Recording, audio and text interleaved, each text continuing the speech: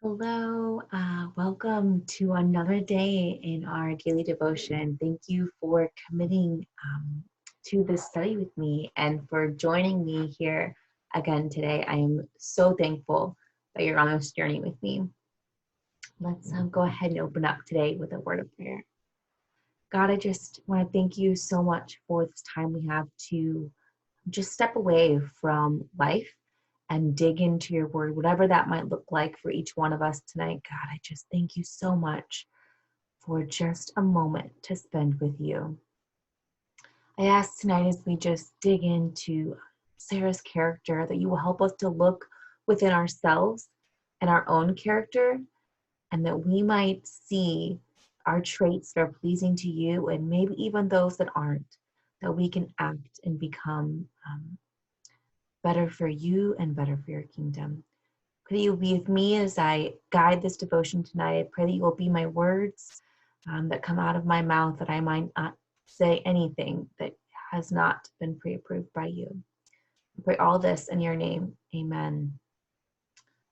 So welcome to our study, and I am excited for tonight, which is funny. I opened up the devotion and I was going to, I got excited a little bit because it was shorter. And I was like, yes, it's so short. I'm just going to be able to breeze through this, type it up real quick, and move on. And surely enough, God took me on a journey that he always does, and really dug into my heart with this. And I hope he does the same for you. Today is day 3 with Sarah, waiting for a child. I don't know how many of you out there have ever had to wait for a child, whatever that might look like for you in your world.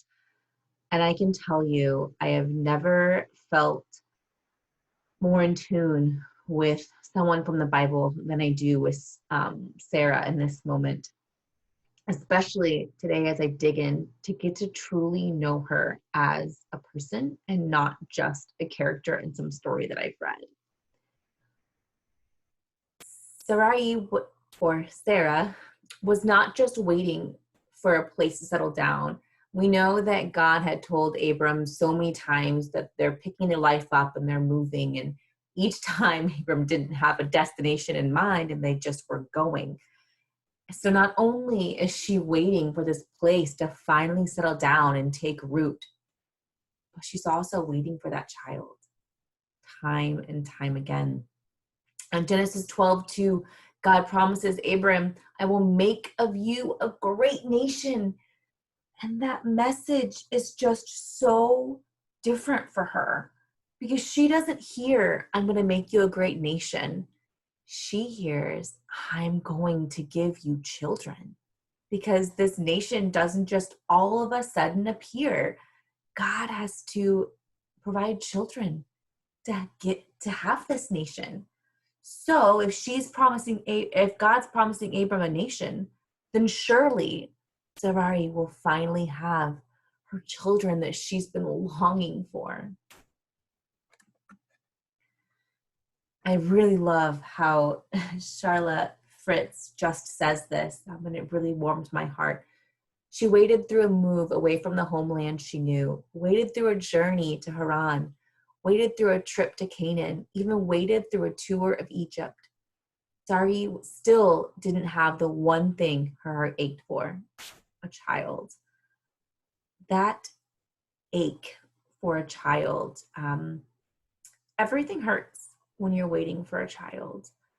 Every birth announcement, every pregnancy announcement you come across on Facebook, and you can't scroll through your Facebook newsfeed without seeing a picture of someone's child or a great day that they had.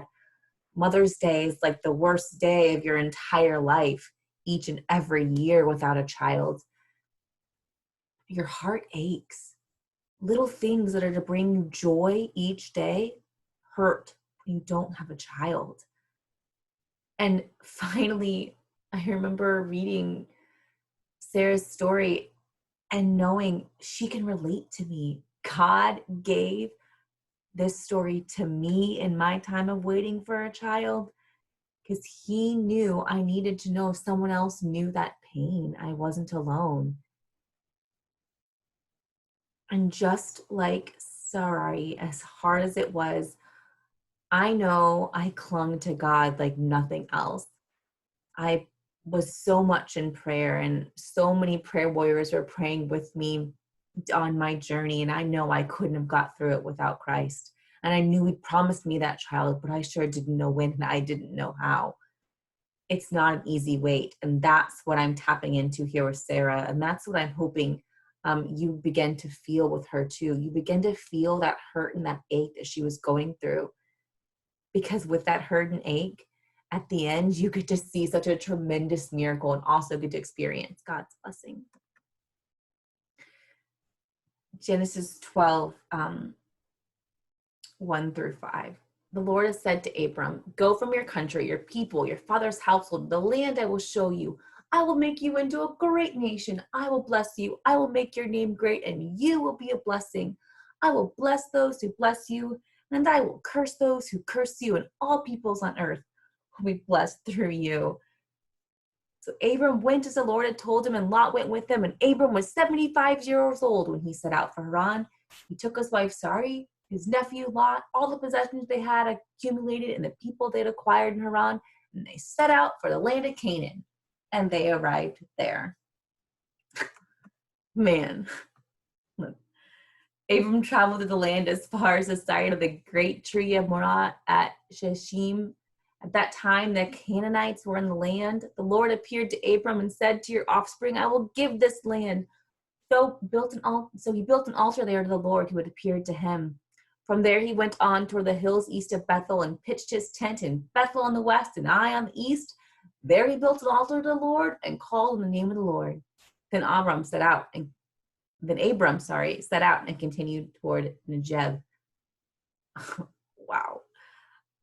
This story, or this part, I hate calling them stories. They're not stories. They're real people. They're real events. But at this moment in time here, not once is Sarah mentioned. God is promising all of these great things to Abram, but Sarah's not mentioned. It's almost as if she's an afterthought. Now we know now, looking back, that certainly God didn't see Sarah as an afterthought. But could you imagine how she felt for a moment? Abram's coming to her, telling her, oh, God's going to bless us. We've got all these great things planned. Just hang in there with me. What kind of character did Sarah have to have for that? She was trusting God in that moment. She was sure trusting Abram, and I'm not so sure I would have been so loyal like she was in that moment. How many places did they go to time and time again? I personally would probably begin to doubt my husband just a little bit here. Come on, you told me we had to move here and then here. I'm waiting. I'm being patient. And each time she picked her life up. Each time she stayed with her husband, and each time she carried on and clung to God's promises. In Genesis 16, 1 through, I think I said 1 through 6. Yeah. Now, Sarai, I don't know how I keep pronouncing her name. Y'all know who I'm talking about at this point. Abram's wife had not been able to bear children for him, but she had an Egyptian servant named Hagar. So Sarai said to Abram, the Lord has prevented me from having children. Go and sleep with my servant. Perhaps I can have children through her. And Abram agreed with Sarai's proposal. So Sarai and Abram's wife took Hagar, the Egyptian servant, and gave her to Abram as a wife. This happened 10 years after Abram had settled in the land of Canaan. I mean, she felt she had to do something. She had had all this waiting. Can you really blame her? I mean, it seems like a wild plan, but at some point we began to think, I need to do something. I should be taking control of something. So Abram had sexual relations with Hagar and she became pregnant. But when Hagar knew she was pregnant, she began to treat her mistress, Sarai, with contempt. Then Sarai said to Abram, this is all your fault. I put my servant into your arms, but now that she's pregnant, she treats me with contempt. the Lord will show who's wrong, you or me. Abram replied, look, she's your servant, so deal with her as you see fit. Then Sarai treated Hagar so harshly that she finally ran away. Okay, I'm going to be honest. I might have been a little glad that she treated her so harshly, because at least then I know Sarah's human. I mean, no one, I feel like, can just wait so patiently, so happy-go-lucky. No one can be that good. I mean, we all have this bad moment in time, right? Why else would Christ die for us? He had to forgive our sins, right? So Sarah had to have some sinful nature somewhere. She's so caring. She comes up with this great plan for her husband. Okay, she's creative in this moment. She says, this isn't working. It's not working. I also don't have a kid. I can't wait any longer. Something has to change here. I know. Let's go with this great plan. No, we did the great plan. Look, it got you a child, but it's not my child. This isn't really what I wanted. This wasn't my heart. This didn't heal my wounds. And she becomes so resentful. I'm guessing she probably honestly didn't even treat the child with open, loving arms, because she didn't treat his mother with open, loving arms. I don't know. It just kind of makes you think for a moment. And I think in that moment, she realizes that this wasn't God's plan. She turned from this trusting and loyal, patient person to a very resentful person. And I'm guessing she didn't like who she became anymore. Almost like her red flag. Genesis 18, 10 through 15. I love this passage, and I'm really looking forward to digging in this. Then one of them said, I will return to you about this time next year, and your wife Sarah will have a son. Sarah was listening to this conversation from the tent. Abraham and Sarah were both very old by this time, and Sarah was long past the age of having children. So she laughed silently to herself and said, how could a worn-out woman like me enjoy such pleasure, especially when my master, my husband, is also so old? Then the Lord said to Abraham, why did Sarah laugh? Why did she say, can an old woman like me have a baby? Is anything too hard for the Lord? I will return about this time next year, and Sarah will have a son. Sarah was afraid, so she denied it, saying, I didn't laugh. But the Lord said, no, you did laugh. I love this verse so much for the character that Sarah, that's revealed in Sarah. How often do we kind of laugh silently to ourselves when we have such crazy ideas that we might hear about or that God might show us, and we're like, yeah, right, God. Yeah, okay. I'll believe that when I see it, right? And then God catches her in it, which I think is so funny. And he's like, come on now. Did you laugh? And Sarah being like that little child curled up, that little 2-year-old. No, wasn't me. And God's like, hello, all-knowing being over here. How to know you did it? I just love that about this moment, this interaction between the two of them. And I really feel like it shows that she was doubtful. She really didn't believe that God's plan was truly going to happen anymore. She'd almost given up that hope. She was cautious, however, because she was also very God-fearing. She wasn't going to outright admit that she'd laughed about God's plan into his face or anything. She was God-fearing. She knew this relationship with God, and she knew that if I don't do right by him, we're going to be in a world of hurt, right? I just love how that just reveals so much about her. Let's keep digging into her character here. And Genesis 21, 6 through 7. And Sarah declared, God has brought me laughter again. All who hear about this will laugh with me. Who would have said to Abraham that Sarah would nurse a baby? Yet I've given Abraham a son in his old age. Yeah, this laughter. I love the literacy teacher in me kind of comes out here. It's such an again and again moment. We see laughter before, but that laughter was with so much doubt. And now this is just laughter of joy and disbelief for a moment here. Like, I can't believe this just happened to me. God was so faithful to me. And you see this great sense of humor. And she's like, everyone that ever reads a story is going to laugh with me because it just seems so wild and so crazy. And you see her such grateful heart. Joy is just overflowing and comes out in laughter with her. Another reason that I just love the story of Sarah is it goes beyond just this book of Genesis and even falls into Hebrews. In Hebrews 11:11 says, it was by faith that even Sarah was able to have a child. Though she was barren and was old, she believed that God would keep his promise. It's that story of encouragement for us. She remained faithful, and that looked very different for her, and it might look different for you as well. But she remained faithful, and God kept his promises. She believed, she held on when times were tough. She might have strayed a little, but we all do.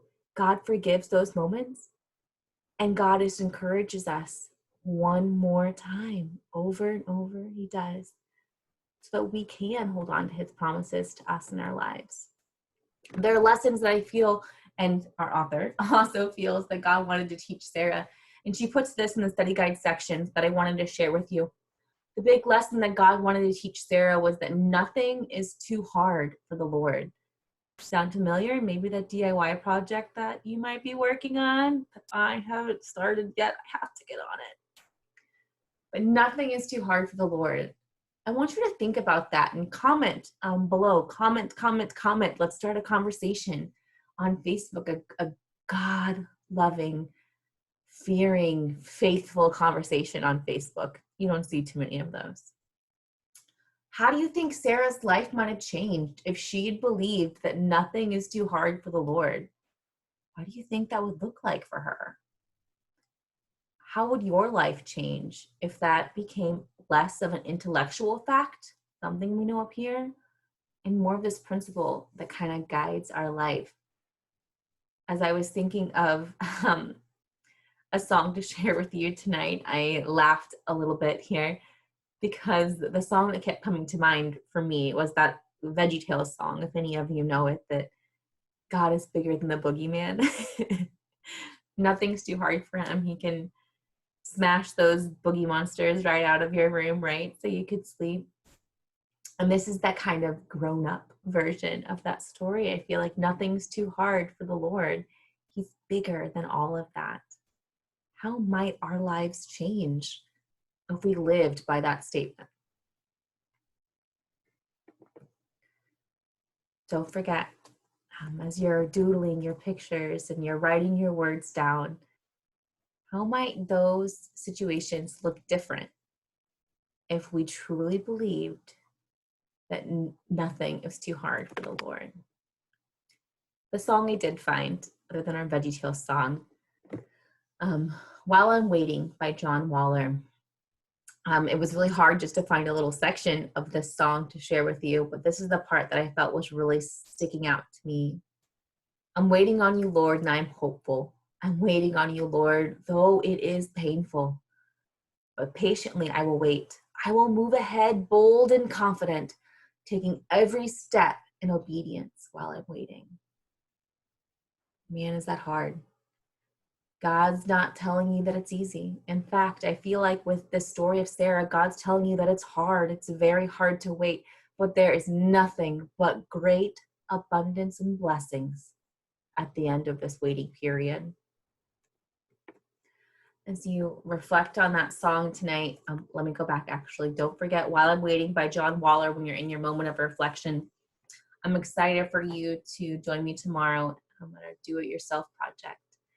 We get to dig into Sarah's do-it-yourself project. I will see you again for day 4.